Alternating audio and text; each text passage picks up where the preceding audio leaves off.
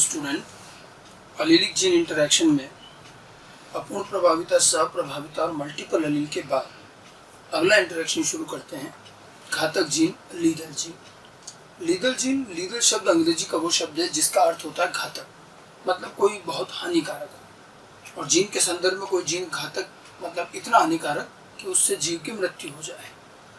जीवों में देखा गया है कि इस प्रकार के कुछ जीन मिले हैं जिनकी वजह से जीव की मृत्यु हो जाती है। शुरुआत में बड़े आश्चर्यजनक थे कि जीन की वजह से मृत्यु होना, लेकिन बाद में और भी कई मिले, अध्ययन हुआ, पता चला कि ऐसे जीन होते हैं।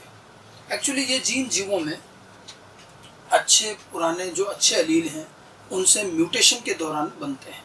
ये हानिकारक जीन है और विशेष परिस्थितियों में जीव की मृत्यु कर देते हैं। अगर मैं घातक जीन को परिभाषित करूँ तो घातक जीन विशिष्ट जीन जो जीवों में लक्षण निर्धारण करने के अतिरिक्त, अब देखिए इनकी खास बात क्या है कि ये जीन घातक जीन अन्य जीन की तरह लक्षण तो बनाते हैं, ठीक है, लक्षण भी बनाते हैं, लेकिन इसके साथ साथ जीव की जीवन क्षमता भी प्रभावित करते हैं।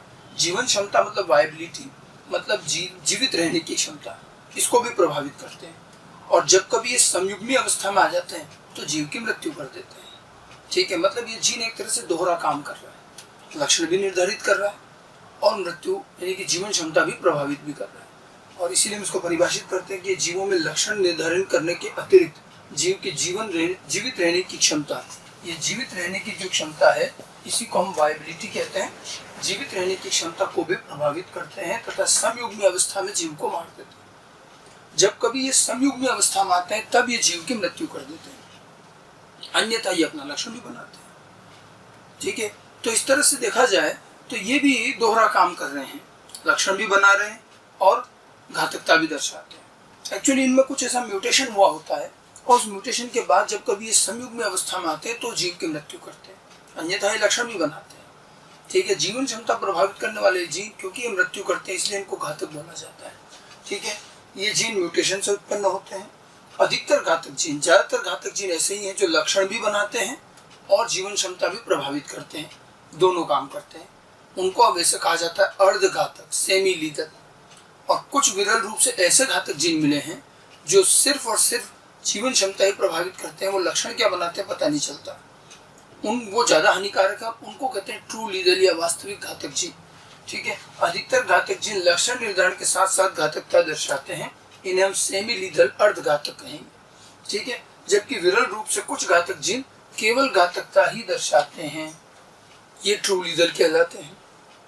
तो घातक जीन अगर हम संक्षिप्त में समझना चाहें तो ये म्यूटेशन से बने हुए ऐसे हानिकारक जीन हैं जो आमतौर पर कुछ लक्षण भी बनाते हैं, लेकिन ये जीव की जीवन क्षमता प्रभावित करते हैं और ये जीव को मार देते हैं। इनका मारना ही घातकता, लीदलिटी कहलाता है, ठीक है। लेकिन ये मारने का कार्य आमतौर पर समयुग्मी अवस्था में करते हैं, ठीक है। और जब कोई जीन एक से अधिक कार्य करे तो उसे हम कहते हैं प्लियोट्रॉपी, मैं पहले से बताता आ रहा हूँ। तो एक प्रकार से घातक जीन भी प्लियोट्रॉपिक हुए, ये लक्षण भी बना रहे और जीवन क्षमता भी प्रभावित कर रहे हैं, दो काम कर रहे हैं, ठीक है। अब देखिए इनके द्वारा जो लक्षण बनाया गया है, घातक जीन दो काम कर रहे हैं, लक्षण भी बना रहे हैं और वायबिलिटी जीवन क्षमता भी प्रभावित कर रहे हैं। इनके द्वारा जो लक्षण बनाया जाता है, इनके द्वारा बनाया गया लक्षण प्रभावी या अप्रभावी कोई सा हो सकता है, ये प्रभावी लक्षण बनाए, हो सकता है अप्रभावी, ठीक है। लेकिन इनकी मृत्यु करने का ये लक्षण, जीवन क्षमता प्रभावित करने का लक्षण, आप देखिए मृत्यु कब होती है, समयुग्मी अवस्था में मृत्यु हो रही, घातकता समयुग्मी अवस्था में आती है। और हमें ये पता होना चाहिए कि जो कार्य केवल समयुग्मी अवस्था में ही हो उसे हम कहते हैं अप्रभावी। अप्रभावी लक्षण की खास बात क्या थी कि अप्रभावी केवल समयुग्मी अवस्था में दिखाई देता है, और अगर मृत्यु का ये कार्य केवल समयुग्मी अवस्था में हो रहा है तो जो चीज केवल होमोजाइगस कंडीशन में आती हो वो रिसेसिव कहलाती है। तो मतलब मृत्यु करने का ये लक्षण इनका क्या कहा जाएगा, अप्रभावी, ठीक है।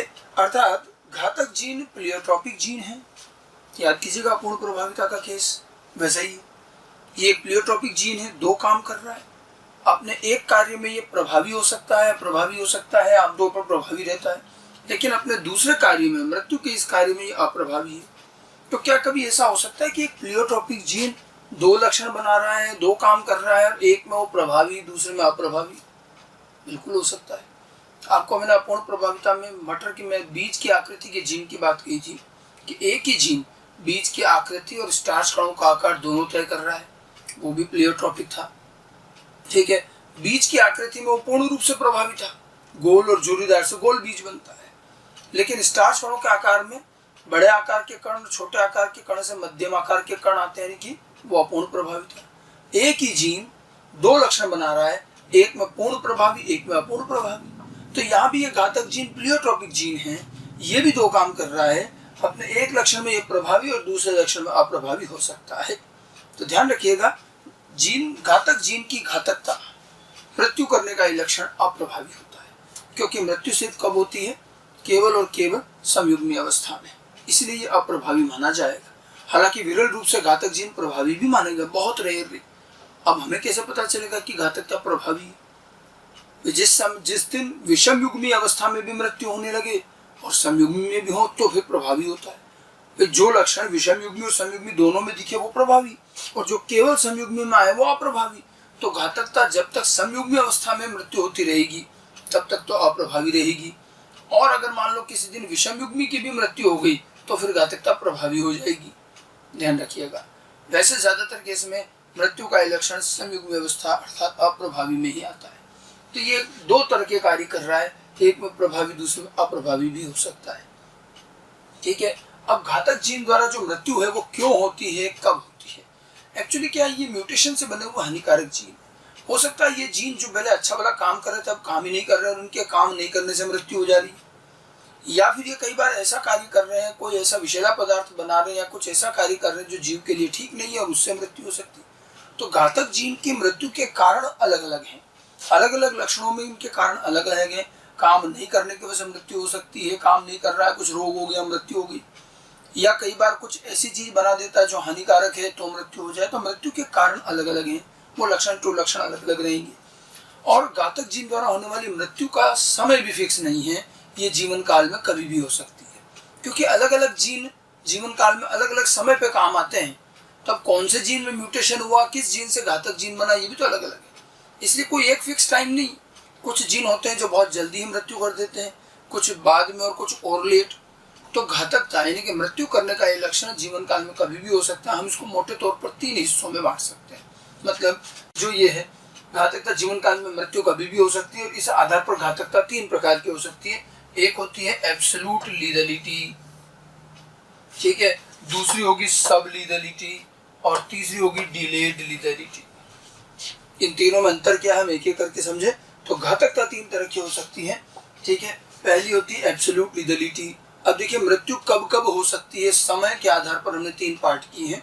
ठीक है, जब जीव की मृत्यु जन्म से पूर्व भ्रूणीय अवस्था में हो जाए, मतलब जीव का जन्म ही नहीं होता, ये बहुत ही ज्यादा हानिकारक घातक जीन है, ये सबसे हानिकारक माने जाते हैं। और जैसे ही भ्रूण बनता है, एम्ब्रियो बनता है, वहीं पर ही घातकता दर्शाते हैं और जीव को मार देते हैं। ऐसे जीव का जन्म ही नहीं हो पाता, उसको कहते हैं एब्सोल्यूट लीथैलिटी। जीव की मृत्यु जन्म से पूर्व भ्रूणीय अवस्था में हो जाती है। जैसे इसका एक बहुत अच्छा उदाहरण है मानव में हीमोफीलिया का ये रोग। हीमोफीलिया पर ज्यादा डिटेल हम चैप्टर में आगे पढ़ेंगे। हीमोफीलिया एक अप्रभावी एलील से होने वाला रोग है जो हमारे एक्स गुणसूत्र पर होता है। ठीक है, वैसे तो ये हमारे ब्लड क्लोटिंग से संबंधित रोग है जिस पर मैं आगे बात करूंगा, लेकिन हीमोफीलिया में देखा गया कि इसका अप्रभावी एलील जब कभी समयुग्मी अवस्था में आ जाता है तो ये जीव की भ्रूणीय अवस्था में मृत्यु कर देता है और ये घातकता दर्शाता है। अब आप देखिए ये जीव, इसका अप्रभावी एलील, इसका जीन जो है एक्स गुणसूत्र पर है। अब मादा में एक्स होता है, नर में तो एक्स वाई होता है।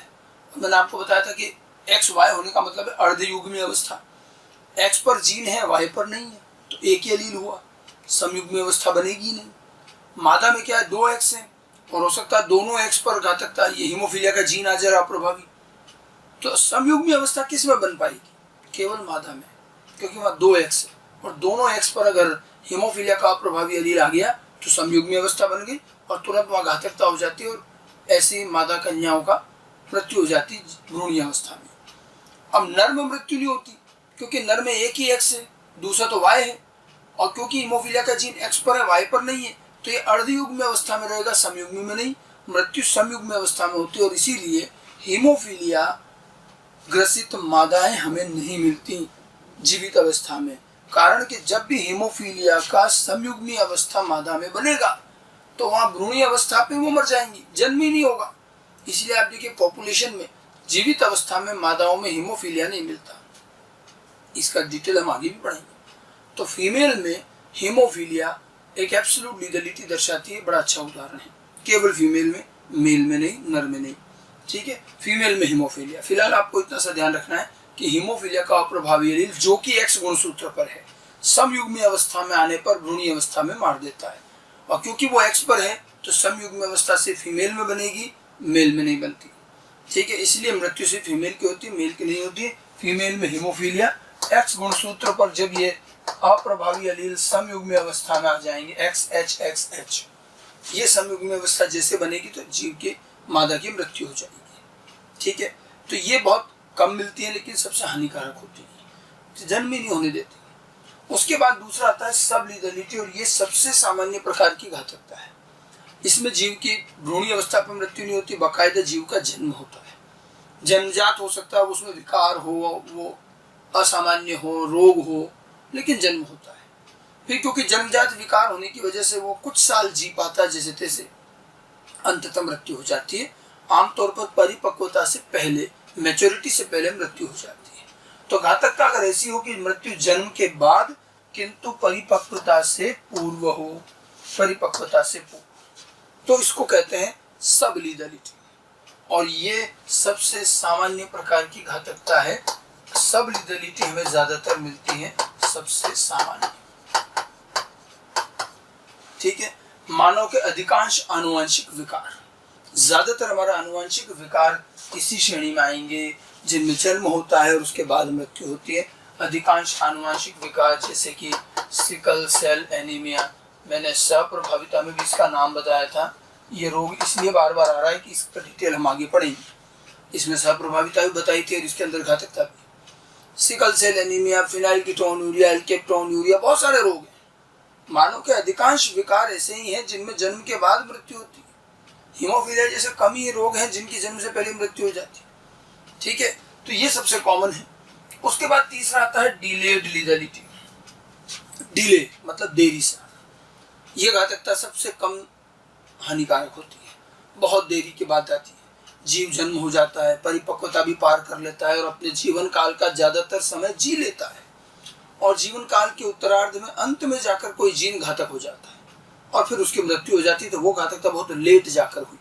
ठीक है, तो जीव की मृत्यु परिपक्वता की भी बाद में होती है। यहाँ तो परिपक्वता की भी बाद में होगी, सबसे बहुत लास्ट में जाकर। ठीक है, जैसे उदाहरण के तौर पर लेट एज में होने वाले आनुवंशिक विकार। मानव के कुछ ऐसे आनुवंशिक विकार हैं जो बहुत देरी से लेट एज में होते हैं।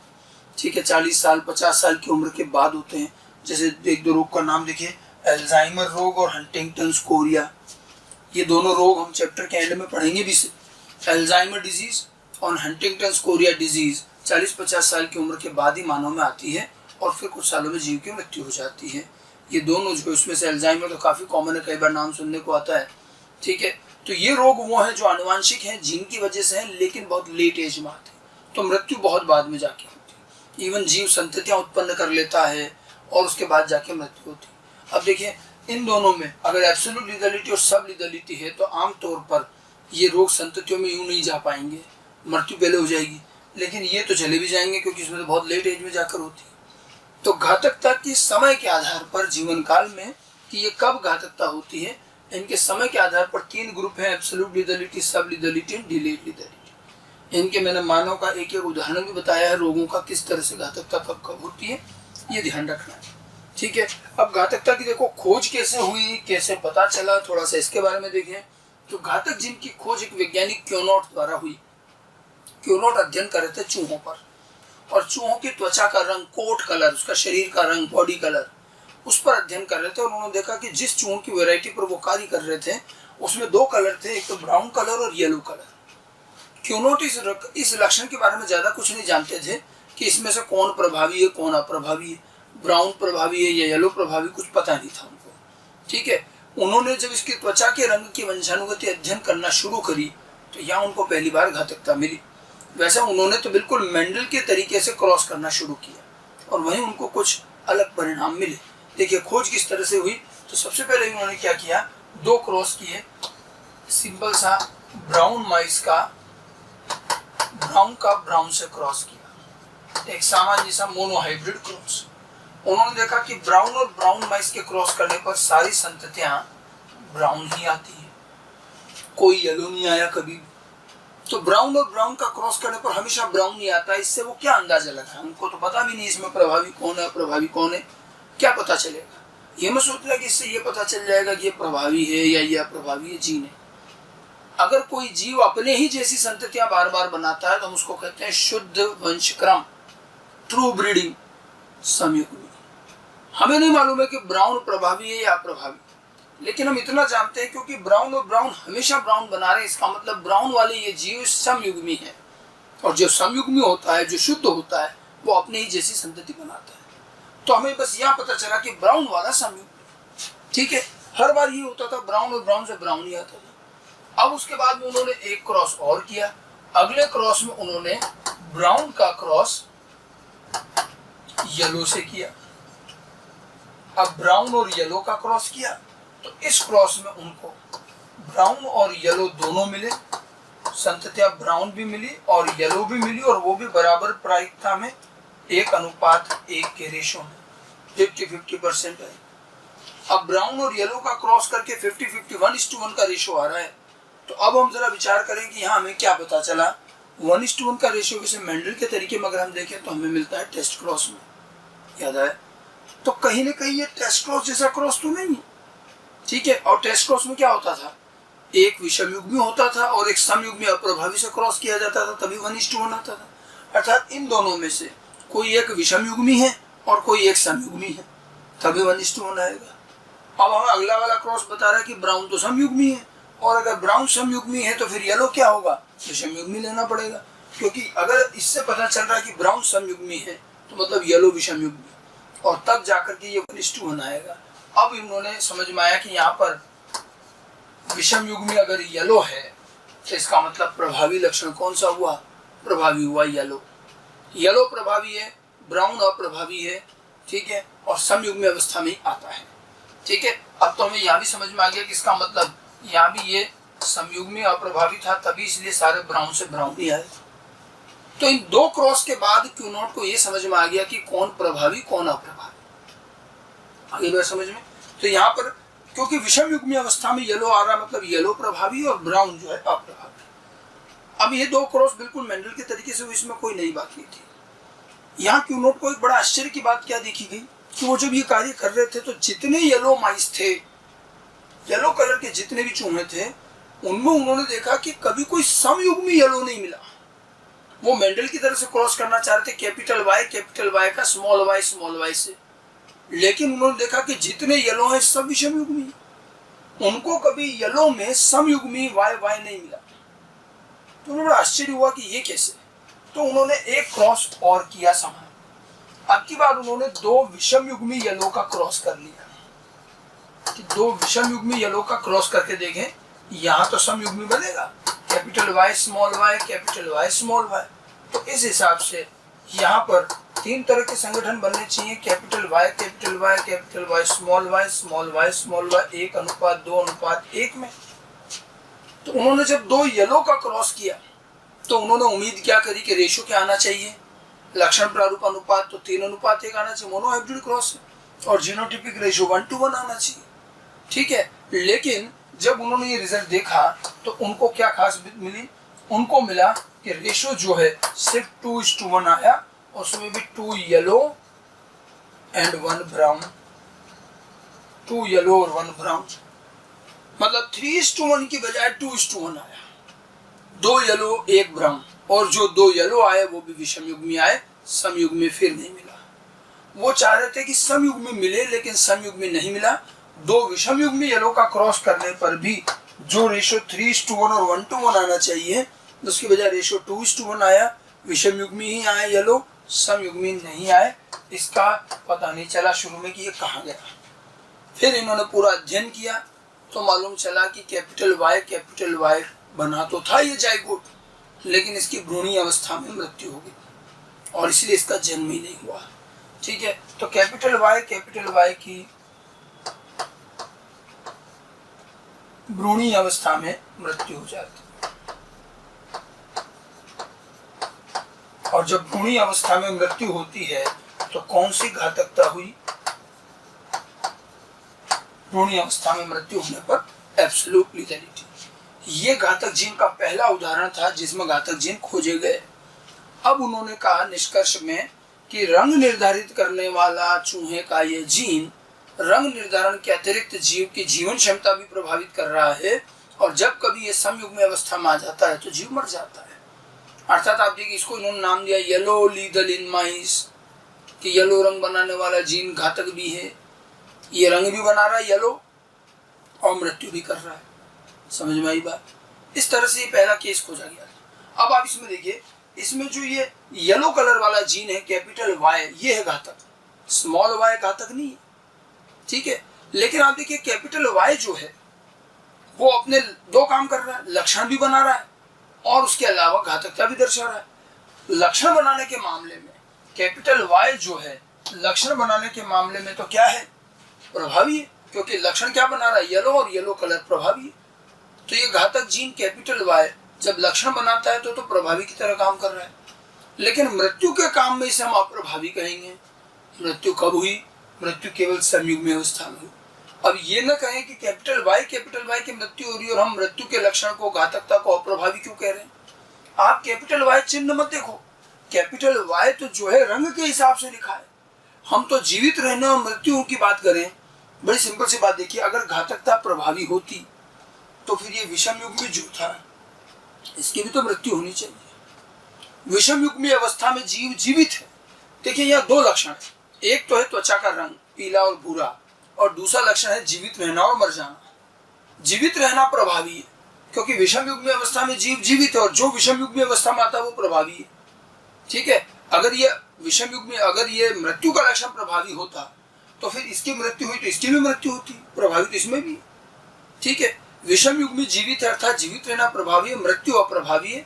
और ये कैपिटल वाई ये मृत्यु के संदर्भ में अप्रभावी माना जाएगा, केवल समयुग्मी अवस्था में आया। अगर विषम युग्मी में मर जाता तो फिर मृत्यु का लक्षण भी प्रभावी हो जाता।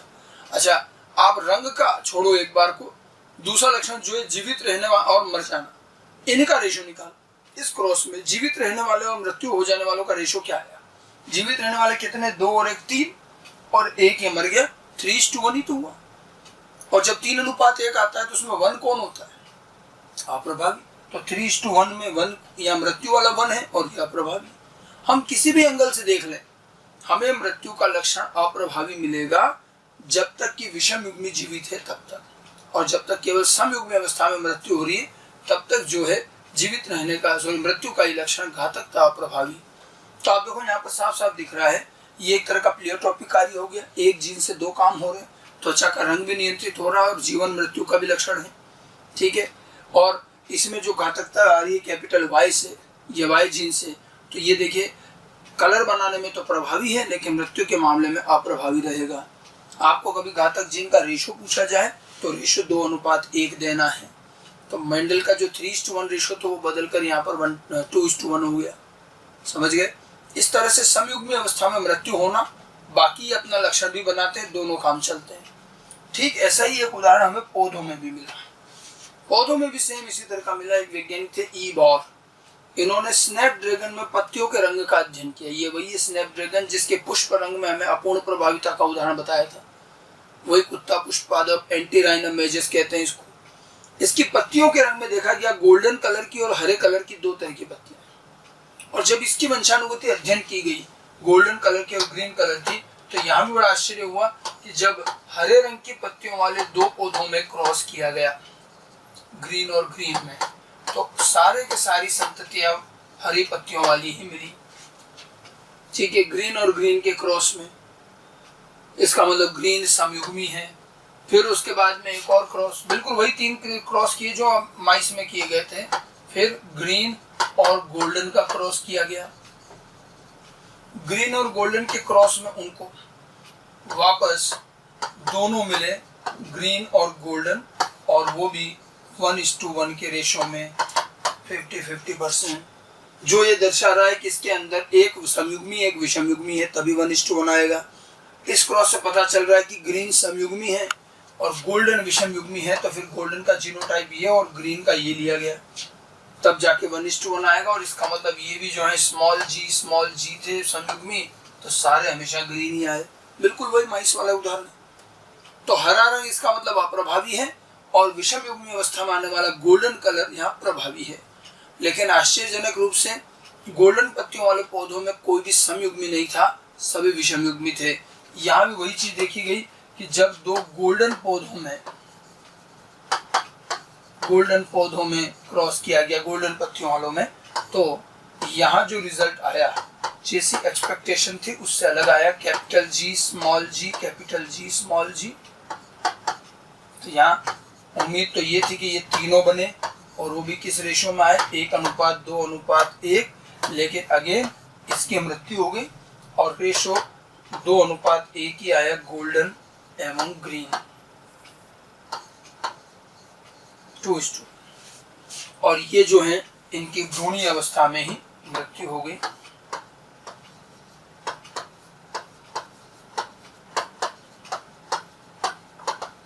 भ्रूणीय अवस्था में मृत्यु। चूहा का उदाहरण हो चाहे पौधे का उदाहरण हो, दोनों में आपको ये घातकता दिखेगी। हर बार ये देख रहे हैं कि समयुग्मी अवस्था में आने पर घातकता प्रदर्शित होती है, जीव मर जाता है। बाकी ये अपना कार्य कर रहा है। विषम युग्मी अवस्था वाला जीवित है और लक्षण आता है गोल्डन पत्तियों वाले जो ये पौधे हैं ये बड़े आकर्षक होते हैं, इनको गार्डन में लगाया जाता है गोल्डन वाले।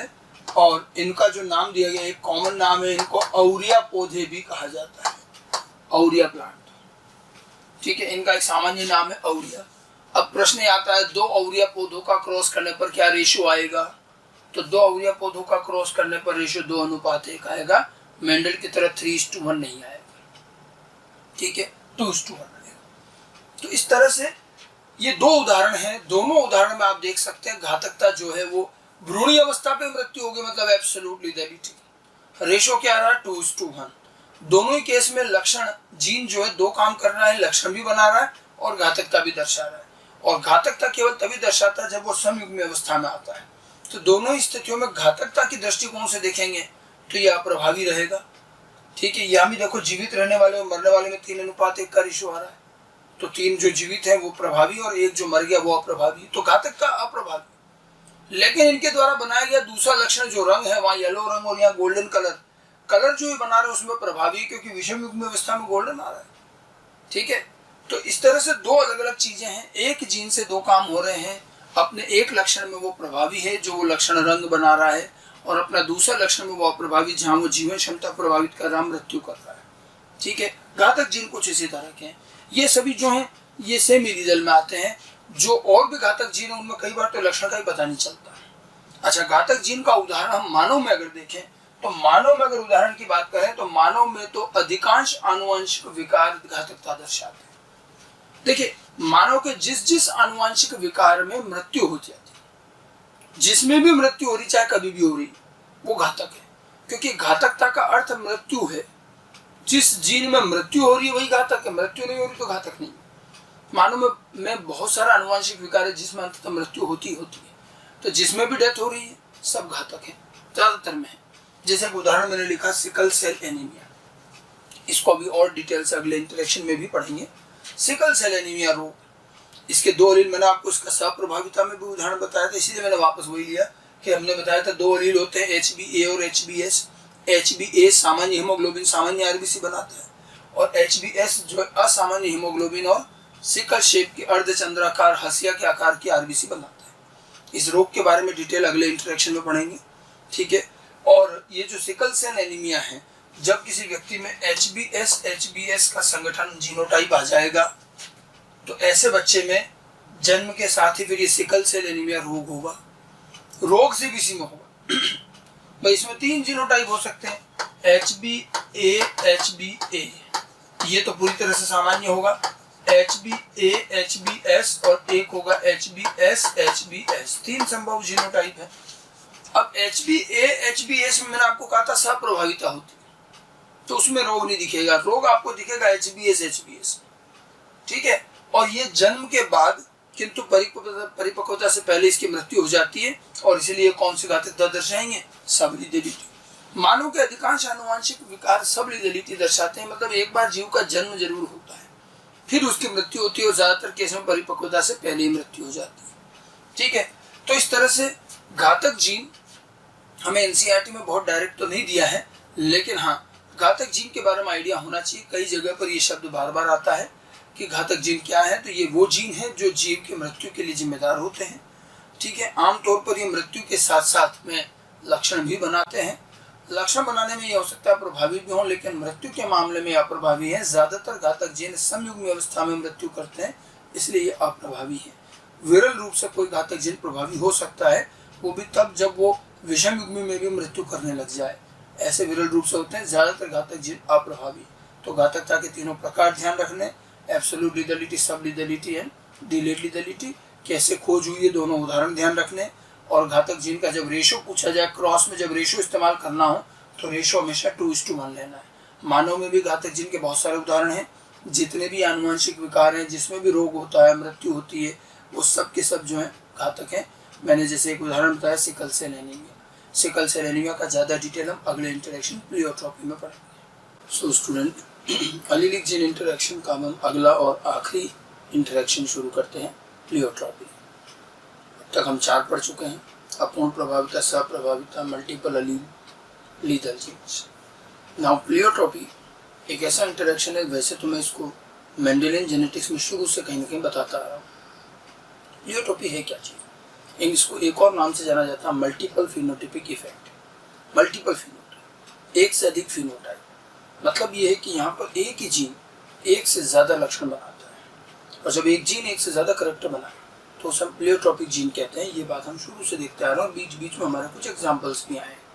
ठीक है, और ऐसा कई बार होता है, लगभग हर ऑर्गेनिज्म में ऐसे बहुत सारे जीन हैं जो एक से ज़्यादा लक्षण बना सकते हैं। अब एक जीन से एक से ज़्यादा लक्षण बना लेने से कोई ऐसा नुकसान नहीं है, बल्कि जीव के रेस्पेक्ट में देखें तो फायदा ही है। तो प्लियोट्रॉपी की अगर हम डेफिनेशन लेते हैं, प्लियोट्रॉपी का मतलब मल्टीपल फिनोटाइपिक इफेक्ट। ठीक है, और इसकी डेफिनेशन सिंपल सी एक लाइन की डेफिनेशन होगी कि एक जीन एक से अधिक लक्षणों का निर्धारण करता है। कहने में ये कहा जाता है कि एक जीन से एक से ज़्यादा लक्षण बने, लेकिन वास्तव में ये काम होता कैसे? मैंने आपको शुरू में कहा था कि अंतःक्रियाएं उत्पाद स्तर यानी कि प्रोटीन स्तर पर होती है। तो यहाँ भी क्या होगा, हमें दिखने में ऐसा ही लगेगा कि एक जीन से एक से ज़्यादा लक्षण बन रहे हैं, पर वास्तव में हम जानते हैं जीन डीएनए का एक खंड है, और उससे ट्रांसक्रिप्शन के द्वारा आरएनए बनता है, और फिर उसके बाद ट्रांसलेशन द्वारा प्रोटीन बनता है। ठीक है, और सही मायने में ये तो तय है कि एक जीन से एक ही टाइप का पॉलीपेप्टाइड श्रृंखला या एक ही टाइप का प्रोटीन, एक ही टाइप का एंजाइम बनेगा। एक जीन कभी भी 2 तरह के प्रोटीन नहीं बनाता, उसमें जो रेखीय क्रम है जेनेटिक कोड का, उससे एक ही टाइप का प्रोटीन बनेगा। ठीक है, फिर ये प्रोटीन या ये जो एंजाइम बना, ये हमारे उपापचय में कई जगहों पर काम आता है। अक्सर ऐसा होता है कि एक जीन का उत्पाद बहुत सारी जगह यूज हो जाता है, बहुत सारी रिएक्शन में यूज हो जाता है, तो उसकी वजह से हो सकता है कि एक से अधिक लक्षण प्रारूप दिखाई दे। तो हमें ऐसा लगता है कि एक जीन ने एक से अधिक लक्षण बना दिए, बट वास्तव में ये काम जीन ने नहीं, उसके उत्पाद यानी कि प्रोटीन ने किया है। तो वास्तव में एक जीन एक प्रोटीन बनाएगा, ठीक है, और इस एक प्रोटीन से फिर एक से अधिक लक्षण बनेंगे। ये उत्पाद स्तर से होने वाली अंतःक्रिया है, लेकिन देखने में ये लगता है कि एक जीन ने एक से अधिक लक्षण बना दिए। ठीक है, अब आप देखिए इसमें भी एक और चीज, एक से अधिक लक्षण बनाने वाला ये कार्य ऐसा कोई हानिकारक कार्य नहीं है, ऐसा कोई जीव नहीं है जिसमें ये नहीं मिलता हो, बल्कि हर जीव में बहुत सारे जीन प्लियोट्रॉपिक होते हैं। फायदा क्या है? अगर हम ये दृढ़ नियम बना लेते हैं कि नहीं एक जीन से एक ही लक्षण बनाना है, तो जीव में हजारों हजारों लक्षण है। ठीक है, और हर एक के लिए जीन होने पड़ते, तो जीन भी बहुत सारे होते हैं, और इतने सारे जीन को डीएनए में रखना और डीएनए को केंद्रक में और कोशिका में रखना बड़ा मुश्किल होता है। ठीक है, प्लियोट्रॉपी की वजह से फायदा क्या हुआ कि एक जीव कम जीन रख करके भी ज्यादा लक्षणों को नियंत्रित कर सकता है। ये एक तरह के ऑलराउंडर जीन जो एक से अधिक काम करते हैं, उसको ऑलराउंडर कहते हैं। ठीक है, और ऑलराउंडर नुकसानदायक नहीं होते। ठीक है, इसका फायदा ये है कि अब कम जीन से भी बहुत सारे काम होंगे। आप देखिए विकास के क्रम में, एवोल्यूशन में हमें ये चीज दिखाई देती है कि हम निम्न जीवों से उच्च जीवों तक आए, मानव तक आए, तो हमने देखा कि निम्न से उच्च जीव में जटिलता बढ़ी है। जटिलता बढ़ने का क्या मतलब हुआ? आनुवंशिक लक्षण भी बढ़े। ठीक है, हम देखते हैं जब निम्न से उच्च जीव में आते हैं तो लक्षण बहुत सारे बड़े हैं, जटिलता खूब बड़ी है। अच्छा, ऐसा नहीं है, जीन की संख्या भी बड़ी है, ठीक है, लेकिन जीन की संख्या उतनी नहीं बड़ी जितनी जटिलता बड़ी। तो जीन तो कम बड़े हैं फिर भी, लेकिन लक्षण बहुत सारे हो गए, तो ये कैसे मैनेज हो रहा होगा? जैसे ड्रोसोफिला में करीब 25-26 हजार जीन माने जाते हैं, मानव में करीब 30 हजार जीन माने जाते हैं। अब ड्रोसोफिला एक छोटी सी मक्खी जो ढंग से आंखों से दिखती भी नहीं है, हम आगे बताएंगे इसके बारे में भी, ठीक है, उसमें 25-26 हजार जीन है, और मानव जैसे बड़े जटिल जीव में भी 30 हजार। कहने का मतलब उतने छोटे जीव और मानव जितने बड़े जीव में अंतर तो बहुत बड़ा है, लेकिन जीन लेवल पर इतना अंतर नहीं है। क्योंकि हुआ ये कि जब जटिलताएं बढ़ी, इवोल्यूशन आगे बढ़ा, तो जीन की संख्या बढ़ाने की तो एक सीमा थी, क्योंकि हमारे पास केंद्रक, डीएनए सब देखना पड़ेगा। तो जीन इतने ज्यादा नहीं बढ़े, बल्कि हमने जीन को प्लियोट्रॉपिक बना दिया, ऑलराउंडर बना दिया कि जीन को अभी एक से ज्यादा काम करना। तो जीन कम बड़े हैं, कार्य ज्यादा बड़े हैं, लक्षण ज्यादा बड़े हैं, जटिलता ज्यादा आई है, और ये प्लियोट्रॉपी से संभव हुआ है। एक प्रकार का ये एक मॉलिक्यूलर एडवांटेज भी है कि एक जीन ने एक उत्पाद बना तो दिया ही है।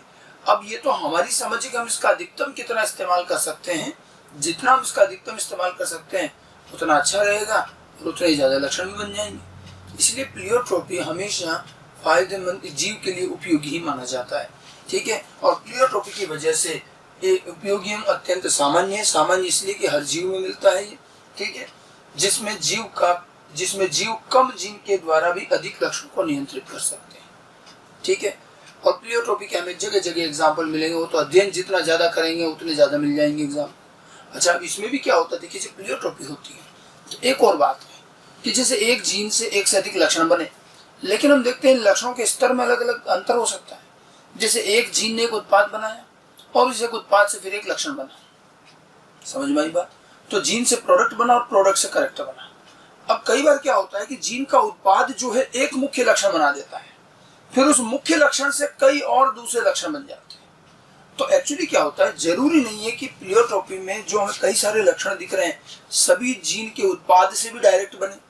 जीन के उत्पाद ने एक या दो लक्षण बना दिए, फिर उन लक्षणों से और लक्षण बन गए। तो यहाँ लक्षणों से लक्षण बनते हैं, एक से दूसरा, दूसरे से तीसरा, और इन सबको हम प्लियोट्रॉपिक इफेक्ट ही कहेंगे। तो मतलब कुछ लक्षण ऐसे होंगे जो जीन के उत्पाद से डायरेक्ट बनेंगे, उनको हम कहेंगे प्राथमिक लक्षण, मेजर इफेक्ट कहेंगे। और जो फिर इन प्राथमिक से आगे बनेंगे, लक्षणों से लक्षण बनेंगे, वो द्वितीयक हो जाएंगे। हम उदाहरण में इसको समझ भी सकेंगे। तो ऐसा नहीं है कि सारे के सारे लक्षण जो है एक ही स्तर के हों। इसके अंदर क्या होगा, एक अथवा कुछ लक्षण, एक अथवा कुछ लक्षण तो क्या होंगे, प्राथमिक लक्षण होंगे, प्राइमरी, या इसको कहते हैं मेजर इफेक्ट, प्राइमरी और मेजर इफेक्ट, ठीक है। और बाकी जो अन्य लक्षण बनते हैं, जो लक्षणों से लक्षण बनते हैं, इन प्राथमिक से आगे बनने वाले जो लक्षण होंगे वो द्वितीयक होंगे, सेकेंडरी होंगे, सेकेंडरी, या इसको कहेंगे माइनर इफेक्ट, ये माइनर इफेक्ट्स कहेंगे। प्लियोट्रॉपी में मेजर और माइनर, प्राइमरी और सेकेंडरी, इस तरह से लक्षणों को बांटा जा सकता है। जीन के उत्पाद से जो सीधा लक्षण बनता है वो प्राथमिक होता है, फिर प्राथमिक से और जो लक्षण बनता है वो द्वितीयक होता है। इस तरह से आगे बांट सकते हैं, ठीक है। अब हम प्लियोट्रॉपी के कुछ उदाहरण लेंगे। हम पहले तो वही उदाहरण लेंगे जो हमारे आगे आ चुके हैं। तो आप देखिए आगे जो हमारे उदाहरण आए हैं उनमें हमने मटर के उदाहरण, जब मेंडल पढ़ा था तब हमने देखा था कि मटर के अंदर एक जीन 3 लक्षण बना रहा था। पुष्प रंग, जो कि मेंडेलियन लक्षण है, पुष्प रंग बनाने वाला जीन, बीज चोल का रंग एवं पर्ण अक्ष में लाल धब्बे, एक ही जीन से 3 लक्षण बनते हैं। ये मैं पहले भी बता चुका हूँ। ये प्लियोट्रॉपी का बड़ा अच्छा उदाहरण है। फिर मटर में हमें एक और जीन मिला जो एक जीन 2 लक्षण बना रहा है। बीज की आकृति बनाने वाला जीन स्टार्च कणों का आकार भी तय कर रहा है।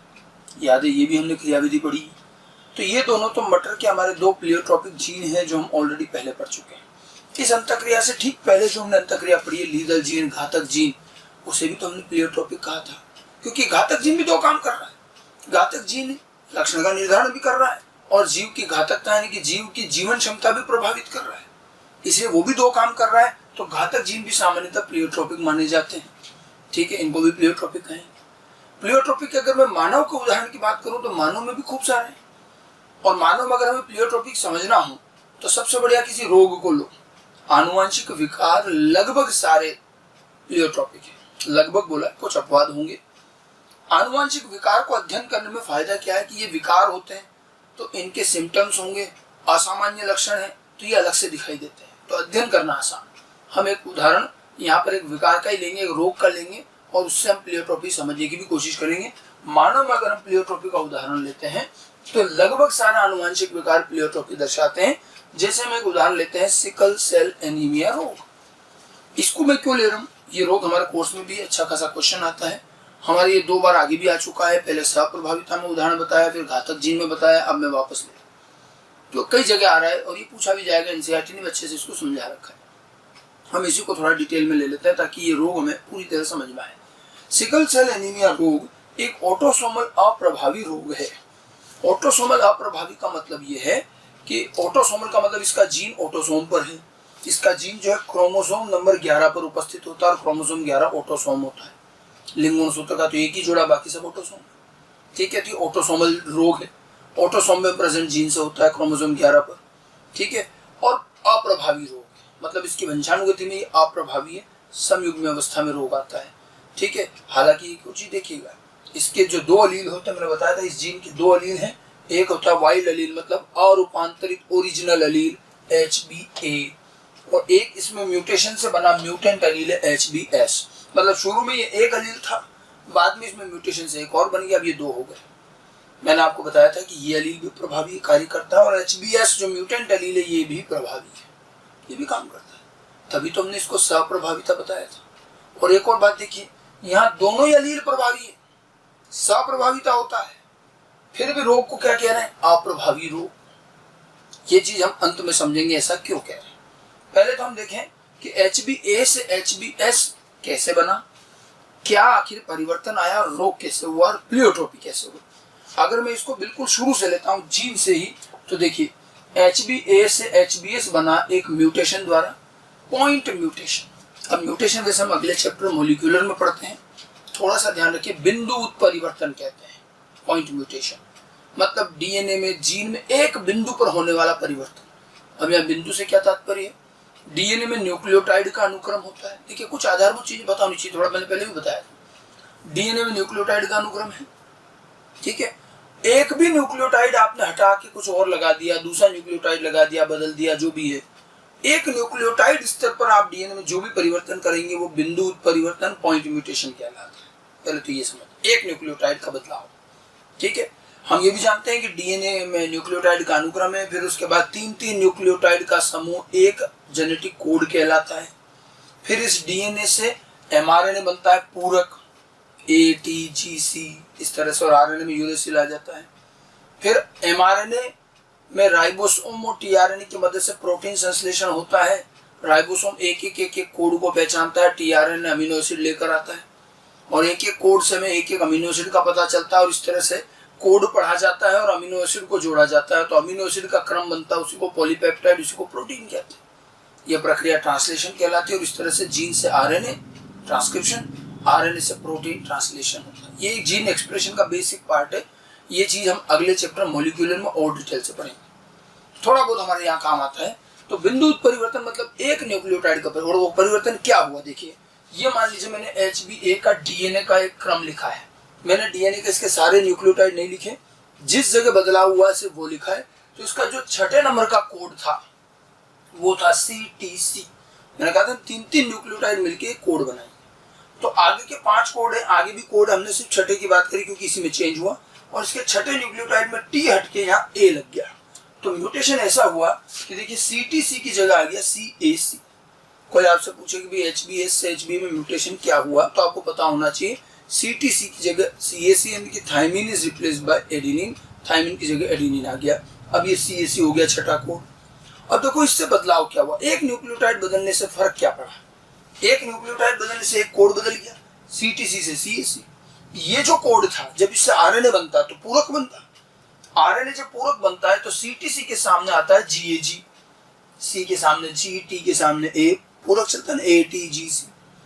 तो 6ठा कोड आरएनए में GAG है, लेकिन इधर देखिए यहाँ ये CAC हो गया तो कोड भी बदल के GUG हो गया। तो DNA में जहां CTC से CAC हुआ, mRNA में GAG से GUG हो गया। अब इस mRNA से पॉलीपेप्टाइड बनता है और एक एक कोड को देखकर एक एक अमीनो एसिड लगाया जाता है। ठीक है, तो GAG कोड से हमेशा ग्लूटामिक एसिड नाम का अमीनो एसिड आता था। इसका मतलब जो पॉलीपेप्टाइड श्रृंखला बनेगी, बाकी और अन्य अमीनो एसिड मैंने नहीं लिखे, बट छठे नंबर के कोड से जो छठा अमीनो एसिड आया वो 6th अमीनो एसिड कौन सा हुआ? Glutamic acid. लेकिन जैसे ही म्यूटेशन हुआ, कोड बदला, अब GAG से GUG हो गया। GUG जो है वो वेलिन को कोड करता है। तो आप देखिए इस जगह छठा अमीनो एसिड कौन सा आया? वेलिन। यानी कि इन दोनों पॉलीपेप्टाइड श्रृंखलाओं में आगे के पीछे के सारे अमीनो एसिड सेम हैं, केवल छठे नंबर का अमीनो एसिड ग्लूटामिक एसिड के स्थान पर आ गया वेलिन। याद रखिएगा, समझ गए? DNA में क्या चेंज, RNA में क्या चेंज और प्रोटीन में क्या चेंज। कौन सा अमीनो एसिड विस्थापित हो गया? ग्लूटामिक एसिड की जगह वेलिन। तो ग्लूटामिक एसिड वाला ये जो पॉलीपेप्टाइड था ये कहलाता है सामान्य बीटा पॉलीपेप्टाइड चेन, ये नॉर्मल बीटा चेन। अब ये जो है ये भी पॉलीपेप्टाइड तो बना ना, लेकिन ये असामान्य। एक अमीनो एसिड बदलते ही प्रोटीन की नेचर में चेंज आ गया, प्रॉपर्टीज बदल गई, ये असामान्य बीटा चेन कहलाए। ठीक है, एक अमीनो एसिड बदलने से प्रोटीन में बहुत अंतर आ जाता है, ध्यान रखिएगा। एक एक अमीनो एसिड महत्वपूर्ण है। ठीक है, अब ये बीटा चेन बनी। अब आपको याद होना चाहिए कि बीटा चेन और इसके अलावा एक और होती है अल्फा चेन। अल्फा चेन का जीन अलग है, ये बीटा का जीन है। तो अल्फा के जीन से अल्फा बन के आएगी, बीटा के जीन से बीटा, और 2 अल्फा और 2 बीटा को मिलाकर क्या बनता है? हीमोग्लोबिन। तो इसका मतलब ये बीटा चेन कहाँ काम आएगी अंततः? ये सामान्य हीमोग्लोबिन का निर्माण, क्योंकि ये सामान्य नॉर्मल बीटा चेन है, नॉर्मल हीमोग्लोबिन बनेगा, अंततः हीमोग्लोबिन बनेगा। ठीक है, ये परिणाम है। और इधर ये असामान्य बीटा चेन भी हीमोग्लोबिन बनाने में तो काम आई जाएगी।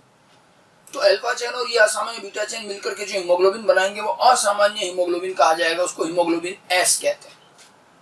ठीक है, अब देखिए यहाँ पर कि दोनों अलील ने अंततः कार्य तो किया ना, भले ये असामान्य बना रहा है, बना तो रहा है, क्योंकि ये क्रियाशील है तो हमारे हिसाब से जो कार्य करता है वो प्रभावी है। तो यहाँ HbA भी प्रभावी है, HbS भी प्रभावी है, दोनों को साथ भी ले आओगे एक ही जीव में तो भी दोनों काम करेंगे। यहाँ कोई अप्रभावी है ही नहीं, इसीलिए तो सप्रभाविता बताई थी, दोनों ही प्रभावी।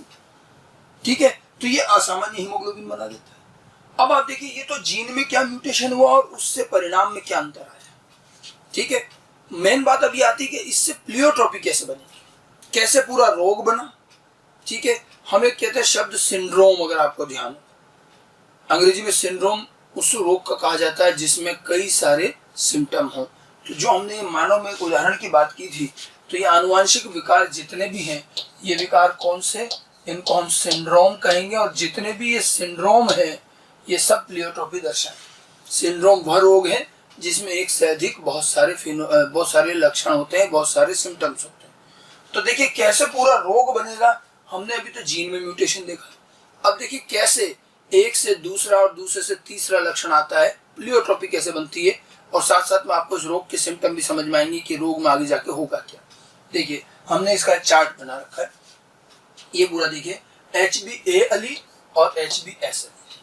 ठीक है, यहीं से मैंने शुरू किया। इसने बनाया सामान्य बीटा चेन, इसने बनाया असामान्य। अभी बताया था सामान्य बीटा चेन से सामान्य हीमोग्लोबिन, असामान्य से असामान्य हीमोग्लोबिन। अब मैं इसके आगे बढ़ रहा हूं, तो आगे क्या होगा, हीमोग्लोबिन का क्या होगा? हीमोग्लोबिन RBC में रखा जाएगा। RBC सामान्य RBC जो होती है, आपने पढ़ा हो, बाइकॉन्केव द्विअवतलीय होती है। तो बाइकॉन्केव थोड़ी सी पिचकी हुई, बाइकॉन्केव होती है, तो सामान्य RBC बनेगी। अच्छा, असामान्य हीमोग्लोबिन भी बना तब भी RBC एक बार को तो सामान्य ही बनेगी। बाइकॉन्केव शेप की RBC सामान्य बनती, दोनों में सामान्य RBC। फिर क्या होता है कि यदि RBC को ऑक्सीजन तनाव महसूस होता है, ऑक्सीजन की कमी महसूस होती है, जो कोई बड़ी बात नहीं हो सकती है, तो हम देखते हैं कि जब ऑक्सीजन की कमी आती है, जैसे हम नॉर्मल श्वसन कर रहे हैं, ठीक है, तो हमें ऑक्सीजन की कमी हो सकता है महसूस नहीं हो, लेकिन हमारी RBC को महसूस हो सकती है।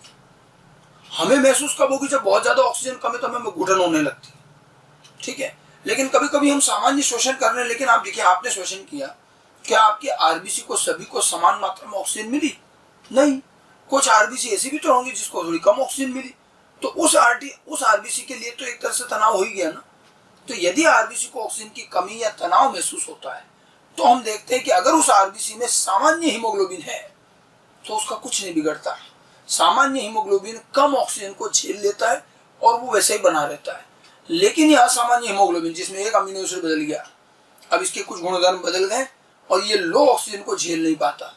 जैसे ऑक्सीजन की कमी होती है तो ये हीमोग्लोबिन बहुलकीकरण द्वारा पॉलीमराइज होकर के तंतुओं में बदल जाता है। कम ऑक्सीजन पर असामान्य हीमोग्लोबिन पॉलीमराइज होकर तंतु बना देता है। ऐसे तंतु बन जाते हैं और पूरा हीमोग्लोबिन का स्ट्रक्चर ही बदल जाता है। हीमोग्लोबिन का जब स्ट्रक्चर बदलेगा तो आरबीसी की भी संरचना बदल जाएगी। साथ साथ में आरबीसी की जो कोशिका झिल्ली है उसके मेम्ब्रेन प्रोटीन में भी बदलाव आता है और मेम्ब्रेन कठोर हो जाती, थोड़ी दृढ़ हो जाती, जबकि सामान्यतः मेम्ब्रेन बड़ी लचीली होती, लेकिन ये कठोर हो जाती है। और ये सब परिवर्तन होंगे जब कम ऑक्सीजन होगी और असामान्य हीमोग्लोबिन नष्ट होगा। तो कम ऑक्सीजन होने पर असामान्य हीमोग्लोबिन बहुलकीकरण द्वारा तंतु बना देता है। आरबीसी की शेप साइज में भी अंतर आ जाता है और असामान्य आकार की आरबीसी जो हमें अर्धचंद्राकार हसिया के आकार की दिखाई देती है उसी को हम सिकल शेप आरबीसी कहते हैं। सिकल शेप मतलब हसिये के आकार की। हसिया होता था फसल काटने वाला। तो इस तरह से देखिए ऑक्सीजन की कमी के बाद भी ये तो सामान्य आरबीसी रहेगी। ये जो आरबीसी है इस तरह से अर्धचंद्राकार हसिया के आकार की हो जाएंगी, ऐसी आरबीसी हुई। और ये जो परिवर्तन है ये इरिवर्सिबल है। मतलब अभी ऑक्सीजन की कमी थी तो ये बदल गई। मान लो बाद में ऑक्सीजन ठीक भी हो जाए तो एक बार जो आरबीसी सिकल शेप में बदल गई वो पुनः सामान्य नहीं होंगी। ठीक है, ये परिवर्तन जो है ये एक बार एक तरफ ही होता है, वापस चेंज नहीं होता, क्योंकि ऑक्सीजन तनाव हो सकता है थोड़ी देर के लिए, वापस ऑक्सीजन तनाव खत्म हो सकता है, ऑक्सीजन सही मात्रा में आ जाए। लेकिन एक बार जो आरबीसी में हीमोग्लोबिन डिस्टर्ब हो गया तो फिर वो वापस सही नहीं होता। तो ये इरिवर्सिबल रिएक्शन सिकल शेप की आरबीसी बन गई। आप देखिए इस रोग का मुख्य सिम्टम है सिकल शेप की आरबीसी होना। रोग का नाम ही सिकल सेल एनीमिया। लेकिन आप देखिए सिकल शेप की आरबीसी क्या जीन ने डायरेक्ट बनाई? एचबीएस जो जीन था इसने डायरेक्ट नहीं बनाया। एचबीएस ने या एचबीए ने पहला लक्षण डायरेक्ट क्या बनाया? हमने क्या कहा था, जो जीन के उत्पाद से पहला लक्षण बने वो प्राथमिक लक्षण। तो अब यहां पर देखिए जीन का उत्पाद क्या हुआ? जीन का उत्पाद हुआ बीटा चेन। ठीक है, ये तो बीटा चेन तो जीन का उत्पाद और इससे बना हुआ पहला लक्षण कौन सा है? तो हीमोग्लोबिन निर्माण। ये जो है जीन का हमारा पहला लक्षण कह सकते हो। इसको हम कहेंगे प्राथमिक लक्षण, प्राइमरी कैरेक्टर। प्राइमरी लक्षण हुआ ये। तो जो जीन से पहले बनेगा वो प्राइमरी लक्षण है। अब इस प्राथमिक से फिर आगे के लक्षण बने। तो सिकल शेप्ड आरबीसी होना ये कोई सीधे तौर पर नहीं आया, जीन के उत्पाद से डायरेक्ट नहीं आया। पहले तो हीमोग्लोबिन बना, इस असामान्य हीमोग्लोबिन की वजह से सिकल शेप्ड आरबीसी आई। तो देखा जाए तो ये द्वितीयक लक्षण है, ये सेकेंडरी कैरेक्टर है, ये सेकेंडरी लक्षण हो गया। यही मैं चीज आपको बताना चाह रहा हूं। प्लियोट्रॉपी में प्राथमिक लक्षण वो जो जीन के उत्पाद से सीधा बने, फिर उसके बाद जो बन रहा वो द्वितीयक लक्षण है। तो सिकल शेप के आरबीसी एक द्वितीयक लक्षण है जो प्राथमिक से बना। तो देखिए एक से दूसरा लक्षण आया। अब सिकल शेप की आरबीसी से फिर और लक्षण बने और इस तरह से कई सिम्टम बनेंगे और पूरा रोग, पूरा सिंड्रोम बन जाएगा। अब बाकी के लक्षण कैसे आते हैं, थोड़ा से 2-3 लक्षण और देखते हैं। देखिए सिकल शेप की आरबीसी में दिक्कत क्या है? हीमोग्लोबिन डिस्टर्ब हो गया। सिकल शेप की आरबीसी ज्यादा ऑक्सीजन परिवहन नहीं कर पाती है और साथ साथ में उसकी आयु भी कम हो जाती है। हमने पढ़ा है कि आमतौर पर एक आरबीसी 120 दिन करीब जिंदा रहती है, आपने पढ़ा होगा। लेकिन सिकल शेप की आरबीसी की आयु कम हो जाती है और ये करीब 80 से 100 दिन रह जाती है। तो इसका जीवन काल कम हो जाता है। हम एक एक करके समझे, देखिए कैसे लक्षण से लक्षण बनता है। इसका जीवन काल कम हो गया 80 से 100 दिन का। ठीक है, इससे क्या होगा? 80 से 100 दिन का जीवन काल होने का मतलब आरबीसी की ज्यादा और जल्दी मृत्यु होगी। जल्दी जल्दी आरबीसी मरेगी, ज्यादा मात्रा में मरेगी। तो इससे क्या होगा? रक्त में आरबीसी की कमी हो जाएगी और रक्त में आरबीसी की कमी को ही तो क्या बोलते हैं? एनीमिया बोलते हैं। समझ गए? तो सिकल सेल एनीमिया, एनीमिया अब जाकर आया। असामान्य हीमोग्लोबिन बना, उससे सिकल शेप आरबीसी बनी और उसकी वजह से एनीमिया हुआ। जब आरबीसी ज्यादा नष्ट होगी, रक्त में हीमोग्लोबिन की कमी होगी, उसी को एनीमिया कहते हैं। ठीक है, आरबीसी के नष्ट होने के कई कारण हैं। एनीमिया कई तरह से होता है। ठीक है, आयरन की कमी से भी एनीमिया हो जाता है। ये एनीमिया अलग है। ये एनीमिया इस वजह से हो रहा है कि आरबीसी में हीमोग्लोबिन नष्ट हो गया तो आरबीसी भी नष्ट हो जाती है। ठीक है, तो एनीमिया बन गया। तो एक और देखिए, जब आरबीसी की ज्यादा मृत्यु होगी तो हमारे शरीर में हीमोग्लोबिन विघटन, हीमोलाइसिस बढ़ जाएगा। जब आरबीसी नष्ट होती है तो उसका हीमोग्लोबिन भी विघटित किया जाता है, खत्म किया जाता है, तो हीमोलाइसिस बढ़ जाता है। और जब हीमोलाइसिस बढ़ता है तो उसका एक उत्पाद बनता है बिलिरुबिन, बिलिवर्डिन, और जिसकी वजह से पीलिया, जॉन्डिस हो जाता है। तो जब हीमोलाइसिस ज्यादा होगा तो एक और सिम्टम जॉन्डिस होगा। तो सिकल शेप की आरबीसी होंगी, उसकी वजह से एनीमिया बनेगा, गंभीर एनीमिया, साथ साथ में जॉन्डिस भी हो जाएगा। तो देखिए लक्षणों से लक्षण बन रहे हैं, इससे ये, इससे ये, इससे ये। और देखें सिकल शेप की आरबीसी सामान्य आरबीसी की तुलना में दृढ़ और कठोर होती है। मैंने कहा नहीं, इसकी झिल्ली में बदलाव आ जाता है तो ये कठोर हो जाती है। हम पढ़ते हैं कि आरबीसी बड़ी लचीली फ्लेक्सिबल होती है, और जब ये रक्त फ्लो होता है हमारी वाहिकाओं में, वाहिनिकाओं में, आगे जाकर पतली पतली वाहिनिकाएं हो जाती है, बहुत पतली पतली ब्लड वेसल्स, कैपिलरीज कहते हैं। अब रक्त जब उनमें से जाता है तो वो इतनी पतली होती है कि आरबीसी भी थोड़ा दब करके, कंप्रेस होकर के फिर चलती है। नहीं तो वो नलिकाएं इतनी, वाहिनिकाएं इतनी पतली है कि आरबीसी को भी निकलने में दिक्कत आती है, वो भी दब के निकलती है। क्योंकि आरबीसी लचीली है तो वो दब के चल जाती है, ब्लड आगे बढ़ जाता है। लेकिन ये आरबीसी हो जाती कठोर। तो जैसे ये पतली पतली रक्त वाहिनिकाओं में जाएंगी, लास्ट में जब ऊतकों में, कोशिकाओं में ये फैल रही है वाहिकाएं, वहां जब ये जाएंगी तो वहां इतनी पतली होती है और ये कठोर हो जाती है, तो ये वहां रक्त वाहिनिकाओं में फंस जाती है, ये आगे नहीं बढ़ पाती, अटक जाती है, और इस वजह से वहां का रक्त परिसंचरण धीमा हो जाता है। जब वाहिनिकाएं ब्लॉक हो जाएंगी, रक्त परिसंचरण धीमा होगा, तो कोशिकाओं में सही मात्रा में ऑक्सीजन, ग्लूकोज, जो ब्लड का काम है, वो नहीं पहुंचेगा। और कोशिकाओं को जब ऑक्सीजन और ग्लूकोज और ये नहीं मिलेगी तो कोशिकाओं का कार्य प्रभावित होगा, कोशिकाएं नष्ट होने लगेंगी, ऊतक नष्ट होंगे और बड़े बड़े अंग भी नष्ट हो जाएंगे।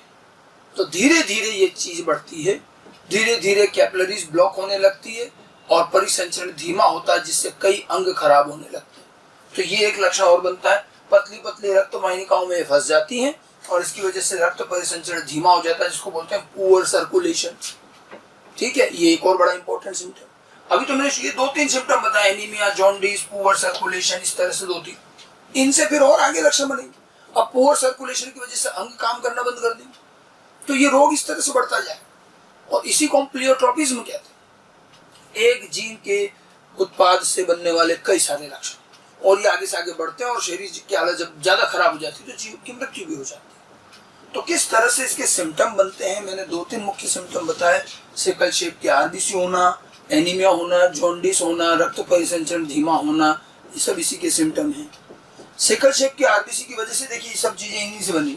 एक और चीज, सिकल शेप की आरबीसी से हमें एक उपयोगी फायदेमंद लक्षण भी दिखा कि देखा गया है कि सिकल शेप्ड आरबीसी की वजह से मलेरिया व्यक्ति को कम होता है और मलेरिया के प्रति प्रतिरोधकता आ जाती है।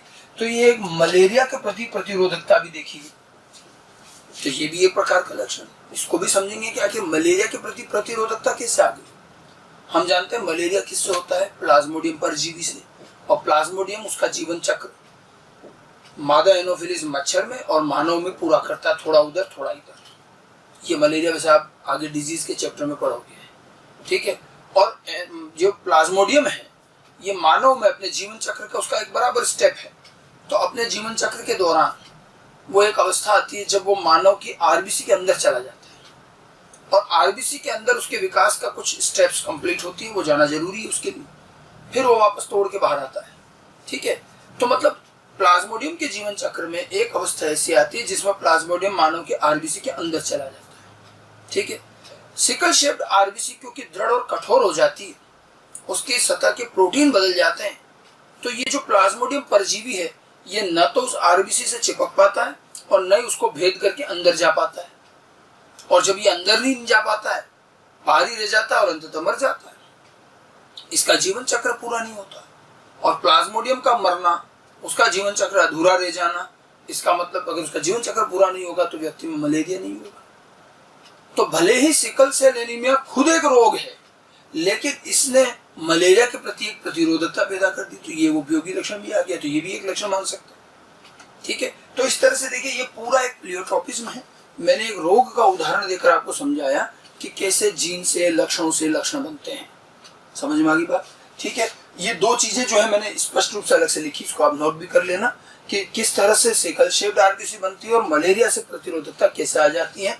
ऑक्सीजन की कमी या तनाव होने पर असामान्य हीमोग्लोबिन पॉलीमराइज हो जाता है, जो मैंने अभी बताया था आपको, एवं तंतुओं में बदल जाता है, जिससे उसका शेप बदल जाता है, हीमोग्लोबिन का शेप बदल जाता है।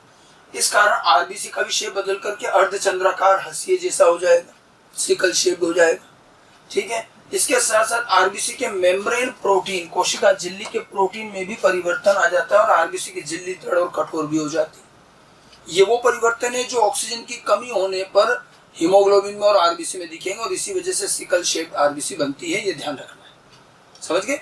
उसके अलावा रोग, मलेरिया वाली जो बात उसको मैंने और अच्छे से देखा है। आरबीसी की झिल्ली के प्रोटीन बदलने से और उसके दृढ़ और कठोर हो जाने से प्लाज्मोडियम परजीवी सिकल शेप आरबीसी से जुड़ नहीं पाता है, ठीक है, एवं उसमें प्रविष्ट नहीं हो पाता है, जिससे उसकी मृत्यु हो जाती है, जीवन चक्र अधूरा रह जाता है और इससे व्यक्ति में मलेरिया से प्रतिरोधकता आ जाती है। समझ गए? ये दो चीजें हैं जो अच्छे से ध्यान रखनी है, किस तरह से रोग लक्षणों से लक्षण बनता है। प्लियोट्रोपी के उद्देश्य से हमने इसको पढ़ा है। ठीक है, बाकी सिकल सेल एनीमिया क्योंकि आगे भी कई उदाहरणों में आता रहता है, इसलिए इसके बारे में पूरी जानकारी होनी चाहिए। रही बात इसके रोग की वंशानुगति भी समझने, तो इसके जीनोटाइप की अगर बात करें, 2 अलील हैं तो व्यक्ति में 3 संभव जीनोटाइप बनेंगे कि HbA, HbA, HbA, HbS और HbS, HbS। HbA, HbA वाला तो सामान्य बनेगा, HbA, HbS वाले में सह प्रभाविता होगी दोनों अलील और होगा ये भी सामान्य, किंतु ये वाहक होगा और इसमें दोनों प्रकार की आरबीसी। सामान्य आरबीसी थोड़ी ज्यादा होती, 60-70% तक होती, बाकी होती सिकल शेप आरबीसी, लेकिन दोनों होती क्योंकि दोनों अलील काम कर रहे हैं, दोनों प्रकार की आरबीसी दिख रही है, इसलिए ये सप्रभाविता है। ठीक है, और क्योंकि सामान्य आरबीसी भी है और बल्कि थोड़ी ज्यादा ही है, इसलिए इस व्यक्ति को सिकल सेल एनीमिया के ऐसे गंभीर सिम्टम नहीं होंगे और उसको रोग नहीं दिखेगा और इसीलिए जो विषम युग्मी वाहक है ये सामान्य माना जाएगा, इसको रोग नहीं होता। ठीक है, क्योंकि सामान्य आरबीसी काफी होती है, थोड़ी बहुत होगी सिकल शेप चल जाएगा और HbS आने पर सारी आरबीसी सिकल शेप बनेगी। ठीक है, और उसको यहाँ पर सिकल सेल एनीमिया रोग होना ही होना है। हालांकि इसका जन्म होगा और जन्म के कुछ समय बाद मर जाएगा, परिपक्वता से पहले ही मर जाता है, कुछ साल ही जी पाता है। तो ये घातकता भी हुई और ये घातकता कैसी हुई? सबलीडिटी हुई। समझ गए? 3 जीनोटाइप होंगे। ठीक है, आप देखो सिकल सेल एनीमिया के अकेले उदाहरण में कितने एलीलिक अंतःक्रियाएं एक साथ आई सामने दिख रही है। इसमें सप्रभाविता है नंबर 1, नंबर 2 इसमें घातकता है और ये खुद प्लियोट्रोपी शो कर रहा है।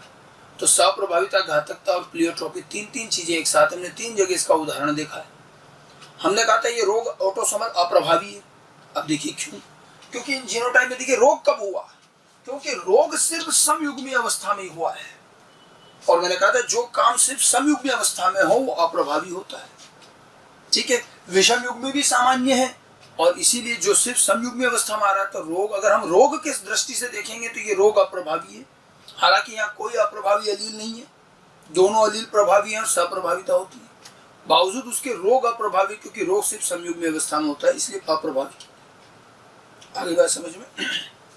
तो ये पूरा सिकल सेल एनीमिया का रोग और प्लियोट्रोपी था। अच्छा, सिकल सेल एनीमिया कोई बहुत ज्यादा नहीं मिलता, मानव जनसंख्या में सामान्य वाले सबसे ज्यादा मिलते हैं और थोड़े बहुत वाहक मिल जाएंगे। ये जो है इनका जन्म होता भी तो मृत्यु हो जाती, तो ये ज्यादा नहीं मिलते, तो ये तो नगण्य मान के चलते हैं। पॉपुलेशन में ये 2 ही मिलते हैं और इसलिए इस रोग के ज्यादा होने की संभावना नहीं है। आप देखिए रोग संततियों में कब आएगा? अगर ये 3 जीनोटाइप माने और चलो इसकी तो मृत्यु हो जाती तो आप इसको तो छोड़ ही दो, 2 है तो क्या क्या होगा? या तो 2 सामान्य में क्रॉस हो, जैसे देखिए अगर मैं इनके सारे क्रॉस बनाऊं तो हो सकता है माता पिता दोनों ही सामान्य हों। अगर ये दोनों के दोनों सामान्य हुए तो यहाँ तो क्या आ जाएगा? सारी संततियां क्या आ जाएंगी? सामान्य ही आएंगी, कोई रोग नहीं आएगा और यही क्रॉस सबसे ज्यादा होगा। ठीक है, दूसरी अवस्था क्या हो सकती है? ये हो सकता है कि चलिए एक माता पिता में से कोई एक जो है वो सामान्य है और एक मान लीजिए वाहक हो जाए, ऐसा हो गया तो भी ऐसे में क्या आएगा? सामान्य और वाहक दोनों बनेंगे और वो भी बनेंगे क्या? 50-50% प्रायिकता में 1:1 का रेशियो आएगा, 50%। लेकिन क्या रोग आया? रोग तो अभी भी नहीं आया। ठीक है, अब उसके बाद में तीसरी अवस्था क्या रही? तीसरी अवस्था ये है कि दोनों के दोनों क्या हो जाए? वाहक। ठीक है, देखिए वाहक वैसे ही पॉपुलेशन में कम मिलते हैं और माता पिता दोनों वाहक हों ये संभावना वैसे ही बहुत कम है। तो इसके सबसे ज्यादा संभावना, फिर इसके बाद ये, फिर इसकी तो बहुत ही कम है। और अगर ये होता भी है तो इसमें 3 प्रकार की संततियां बनती हैं। एक तो बनेंगी HbA, फिर बनेंगे वाहक HbA, HbS, और एक बनेंगी रोगी HbS, HbS।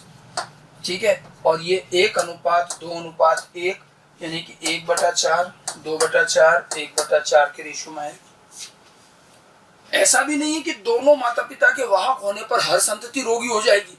इसके बाद भी रोगी होने की संभावना तो सिर्फ कितनी हुई, 25%। इसलिए ये रोग मानव पॉपुलेशन में बहुत कम मिलता है। पहली बात तो दोनों पेरेंट के रोगी होना ही बहुत विरल है, वाहक होना ही विरल है। उसके बाद भी केवल 25% संभावना बन रही है। इसीलिए हमें मानव जनसंख्या में ये बहुत ज्यादा नहीं मिलता, ध्यान रखिएगा। ठीक है, वैसे इसके सबसे ज्यादा केसेस हमें अफ्रीका में मिलते हैं। जब आप इवोल्यूशन का चैप्टर पढ़ते हैं तो वहां ये चीज बताई जाती है। अफ्रीका में सिकल सेल एनीमिया वाहक काफी सारे हैं, और एक प्रश्न पूछा गया था सालों पहले AIPMT में कि अफ्रीका की जनसंख्या में सिकल सेल एनीमिया के वाहक लगातार बढ़ते जा रहे हैं, ये किसका उदाहरण है? और वहां आंसर दिया गया, ये नेचुरल सिलेक्शन, प्राकृतिक वर्ण का उदाहरण है। तो एक नेचुरल सिलेक्शन और इवोल्यूशन की एक कहानियां दिखती है। अब मैं आपको थोड़ा सा इसके पीछे बता दूं कि जो HbA से HbS का जो म्यूटेशन हुआ है, ये दरअसल अफ्रीका में हुआ है। ठीक है, ये तो बाय चांस है, वहां हो गया। अब देखिए, HbA से HbS का म्यूटेशन वहां हुआ, इसलिए वहां वाहक भी है, रोगी भी मिलते हैं, सब है। लेकिन आप देखिए, वहां की स्थिति के हिसाब से प्रकृति ने इन वाहकों का वहां चयन किया है, और इसीलिए वाहक बढ़े। कारण क्या हुआ कि अफ्रीका एक उष्णकटिबंधीय क्षेत्र है, और वहां मलेरिया भी बहुत ज्यादा होता है, और बल्कि मलेरिया से वहां अब तो फिर काफी नियंत्रण है। पहले हजारों लोग मरते थे हर साल मलेरिया से, इतनी महामारी थी वो। वहां सिकल सेल एनीमिया इतना नहीं होता था, और इससे इतने लोग नहीं मरते थे जितने मलेरिया से मरते थे। ठीक है, अब सिकल सेल एनीमिया भले रोग है, लेकिन इसमें मलेरिया से प्रतिरोधकता आ जाती है। तो हुआ ये कि अब 3 तरह के लोग होने लगे, जो पूरी तरह से सामान्य थे, और एक वाहक, चलो ये तो मर जाते हैं, इनको छोड़ दो, बट ये 2 तो थे। अब इन दोनों में आप देखिए, मलेरिया होने की संभावना किसको कम होगी? तो वाहक को, क्योंकि इसमें कुछ RBC तो सिकल शेप्ड है, तो संभावना कम होगी। सिकल शेप में मलेरिया नहीं होता। ठीक है, तो अब आप देखिए, सामान्य में और वाहक में मलेरिया सामान्य में ज्यादा होने लगा। तो वहां हर साल जो लोग मलेरिया से मरते थे, उसमें ज्यादा कौन हुए? सामान्य वाले। वाहक तो बच रहे हैं, प्रतिरोधकता उनमें, और वाहक बच रहे हैं, तो पॉपुलेशन में उनकी मात्रा भी बढ़ रही है। तो वाहकों की मात्रा बढ़ना मलेरिया की वजह से प्रकृति द्वारा किया गया एक नेचुरल सिलेक्शन है। वहां की स्थिति में सामान्य होने की बजाय वाहक होना अधिक उपयोगी है, कि न तो उसको सिकल सेल एनीमिया है पूरी तरह से, और बल्कि मलेरिया से भी संभावना कम है, और इसीलिए वहां वाहक बढ़ते गए, और इसको एक नेचुरल सिलेक्शन कहा गया। और ये साफ दिख रहा है कि मलेरिया से प्रतिरोधकता की वजह से वहां अफ्रीका में वाहक बढ़े हैं, और इवोल्यूशन का एक उदाहरण के तौर पर इसको दिया जा सकता है। ठीक है, तो ये थे हमारे कुल मिलाकर के 5 प्रकार की एलीलिक जीन अंतःक्रियाएं: अपूर्ण प्रभाविता, सप्रभाविता, घातक gene, multiple allele and pleiotropy. और प्लेयोट्रॉपी में हमने सिकल सेल एनीमिया ही रोग लिया।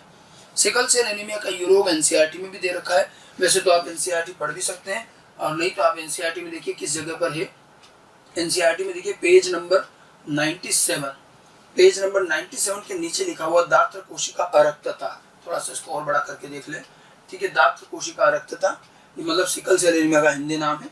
यहाँ आप पढ़ सकते हैं, जो मैंने आपको बताया वही सब कुछ लिखा है इसके अंदर। फिर एक डायग्राम से समझाया, ये डायग्राम आपको और समझ में आना चाहिए। देखिए, ये सामान्य कोशिका RBC है, और ये सिकल शेप्ड RBC ऐसे दिखाई देती है। और इसमें इन्होंने देखिए CTC से CAC हो गया जीन में, GAG से GUG हो गया, और ये अमीनो एसिड है। छठा अमीनो एसिड जो ग्लूटामिक एसिड था वो वैलीन हुआ है। बाकी के सारे अमीनो एसिड वही है कि इन्होंने 7 अमीनो एसिड का क्रम दे रखा है, छठे में बदलाव है। ठीक है, और उसके बाद एक छोटा सा पैराग्राफ है जिसमें थोड़ा बहुत इस रोग के बारे में बता रखा है। तो NCERT में एक पैराग्राफ में इस रोग को समझा रखा है, आप इसको वहां पढ़ करके भी समझ सकते हैं। ठीक है, तो ये हमारा एलीलिक जीन इंटरेक्शन का एक भाग हुआ। अब हम नॉन एलीलिक इंटरेक्शन इसके आगे शुरू करें।